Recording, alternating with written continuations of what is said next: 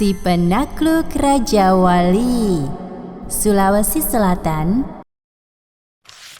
Provinsi Sulawesi Selatan adalah salah satu provinsi di Indonesia yang terletak di bagian selatan Sulawesi dengan ibu kota Makassar. Seperti daerah lainnya, Sulawesi Selatan juga memiliki cerita rakyat yang terkenal berjudul Si Penakluk Raja Wali. Pada zaman dahulu, ada seorang pemuda tampan dan baik hati yang memiliki kesaktian luar biasa hidup di sebuah kampung. Tidak jauh dari tempat tinggalnya, berdiri sebuah kerajaan yang makmur. Kerajaan ini dipimpin oleh seorang raja yang adil dan bijaksana. Raja tersebut memiliki 7 orang putri yang cantik. Konon sesuai adat kepercayaan di kerajaan, jika raja memiliki 7 orang putri, maka salah satunya harus dipersembahkan kepada seekor burung Raja Wali raksasa agar keluarga istana terhindar dari malapetaka. Mengingat kepercayaan itu, raja tentu saja bersedih. Ia tidak ingin kehilangan putrinya. Berhari-hari raja sedih dan gelisah. Tidak enak makan dan tidak enak tidur, memikirkan cara agar putrinya tidak jadi persembahan Raja Wali. Hingga pada suatu hari, sebuah pemikiran terlintas dalam benaknya.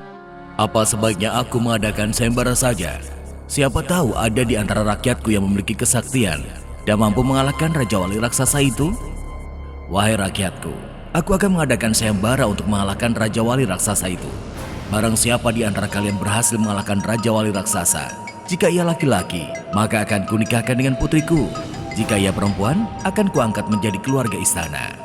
Ampun Baginda, kiranya kapan sayembara tersebut akan dilaksanakan? Kata para penasihat istana, burung raksasa akan datang 7 hari lagi. Untuk itu, persiapkanlah diri kalian baik-baik. Setelah mendengar titah sang raja, semua rakyat membubarkan diri. Mereka yang ingin mengikuti sayembara segera bersiap dan berlatih memperdalam ilmunya untuk bisa mengalahkan Raja Wali raksasa. Sementara itu, untuk persembahan pada Raja Wali raksasa, sejumlah pengawal istana membuat baruga atau tempat yang mirip pendopo yang terletak agak jauh dari istana.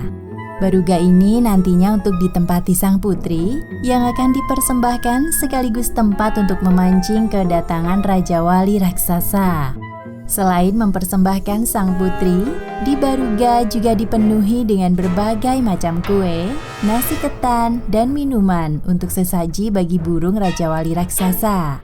Pagi-pagi sekali, rombongan kerajaan dan penduduk kerajaan mengantar sang putri ke baruga. Seluruh yang hadir bersedih dengan nasib sang putri. Mereka berharap ada seseorang yang benar-benar sakti bisa mengalahkan burung raksasa itu. Putriku, maafkan ayah. Sungguh, ayah tidak ingin melakukan ini. Ayah tidak rela, tetapi adat kerajaan harus tetap dilaksanakan. Namun kamu tidak perlu khawatir putriku. Ayah sedang berusaha menyelamatkanmu melalui sayembara ini. Baik ayah, aku berharap ada seseorang yang bisa menyelamatkanku di sini. Selesai proses pengantaran, semua meninggalkan sang putri seorang diri. Mereka hanya mengawasi sang putri dari kejauhan.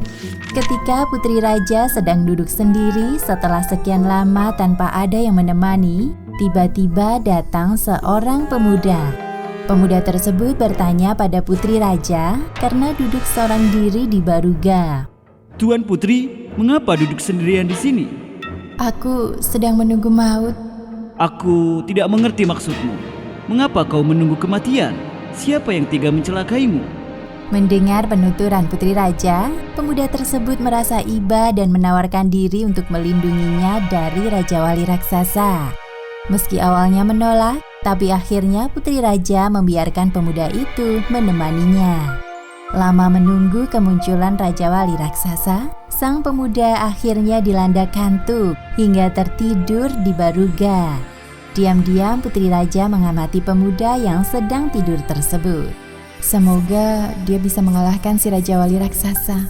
Selang beberapa waktu, dari kejauhan terlihat seekor burung raksasa terbang menuju baruga. Raja Wali raksasa yang ditunggu telah datang. Melihat kedatangan burung raksasa, putri raja segera membangunkan sang pemuda yang tertidur dan langsung bersembunyi di balik badan pemuda tersebut. Jangan khawatir Tuan Putri, aku akan melindungimu. Bersembunyilah dan tutup matamu. Sang pemuda segera mengambil sebilah badik dan seutas tali ajaib.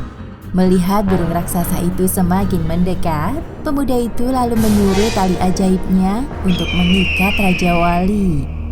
Hai, tali ajaib, jerat Raja Wali itu. Raja Wali raksasa meronta-ronta sekuat tenaga, berusaha melepaskan diri. Si tali ajaib yang ternyata bisa bicara, meminta bantuan tuannya untuk membantu. Tuan, aku sudah tidak kuat lagi. Raja Wali ini terlalu kuat. Tolong aku. Tanpa menunggu lama, sang pemuda segera menyuruh badik ajaibnya untuk menikam Raja Wali. Badik sakti itu tanpa ampun menikam Raja Wali hingga mati. Semua peserta sayembara kagum menyaksikannya. Mereka tidak sempat melakukan apapun sampai Raja Wali mati. Senjata yang mereka siapkan tidak digunakan sama sekali. Akan tetapi tidak lama kemudian mereka menggunakan senjata saktinya untuk memotong-motong tubuh Raja Wali dan memperebutkannya. Selesai menaklukkan Raja Wali raksasa, sang pemuda pun berpamitan. Sebagai tanda terima kasih, putri raja memberinya selendang kepada pemuda tersebut. Terima kasih telah menyelamatkanku. Bawalah selendang ini sebagai cenderamata dariku. Terima kasih, akan kupakai selendang ini kemanapun aku pergi. Sementara itu, setelah pemuda itu pergi, para peserta sayembara membawa potongan tubuh Raja Wali ke hadapan raja. Di istana kerajaan, mereka ribut saling mengaku telah mengalahkan Raja Wali raksasa. Kejadian itu membuat sang raja tidak percaya dan menanyakan kebenarannya pada sang putri. Putriku, adakah di antara mereka yang telah mengalahkan Raja Wali raksasa? Aku tidak tahu, Ayah, karena saat itu aku ketakutan dan menutup mataku. Jika bertemu lagi, apakah kau bisa mengenalinya, putriku? Aku yakin bisa mengenalinya, Ayah. Mendengar cerita putrinya, pada hari itu juga, Raja segera mengumumkan bahwa tidak ada satupun dari peserta sayembara yang menang. Menurut putriku, yang berhasil mengalahkan Raja Wali raksasa adalah seorang pemuda tak dikenal. Untuk itu, tidak seorang pun di antara kalian yang kunikahkan dengan putriku. Akan tetapi, karena Raja Wali raksasa sudah mati dan putriku selamat, besok kerajaan akan menggelar pesta besar-besaran. Datanglah kalian semua dan nikmatilah hidangan dari kerajaan. Keesokan harinya, warga pun berdatangan ke istana kerajaan untuk menikmati hidangan dan ikut lomba sepak raga. Di serambi istana, Raja bersama permaisuri dan 7 putrinya duduk menyaksikan lomba sepak raga. Peserta lomba sepak raga bergantian menunjukkan kehebatannya memainkan bola. Di tengah keramaian itu, seorang pemuda datang dan ikut serta dalam lomba sepak raga. Ia begitu lincah memainkan bola di kaki, paha, dan kepalanya. Di lengannya terikat sebuah selendang yang berkibar-kibar terkena angin.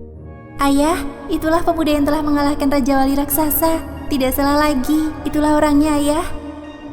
Raja kaget dan terkesima melihat pemuda tersebut. Raja pun segera memanggilnya. Hai anak muda, kemarilah sebentar.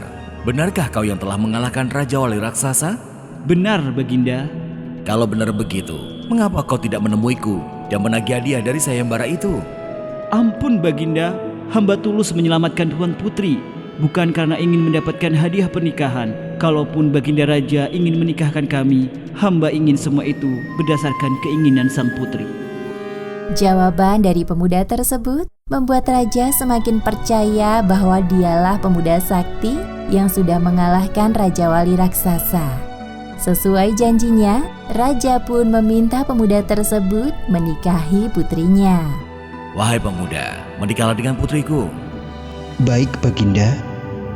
Pesta pernikahan sang putri dan pemuda pun digelar sangat meriah dan mewah.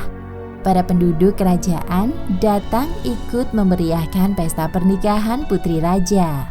Demikian cerita si penakluk Raja Wali dari Sulawesi Selatan. Kisah ini termasuk cerita legenda yang mengandung pesan moral dalam kehidupan sehari-hari. Kisah ini memberi pesan moral agar kita tulus menolong orang lain tanpa mengharapkan imbalan dan berperilaku jujur seperti pemuda penakluk Raja Wali.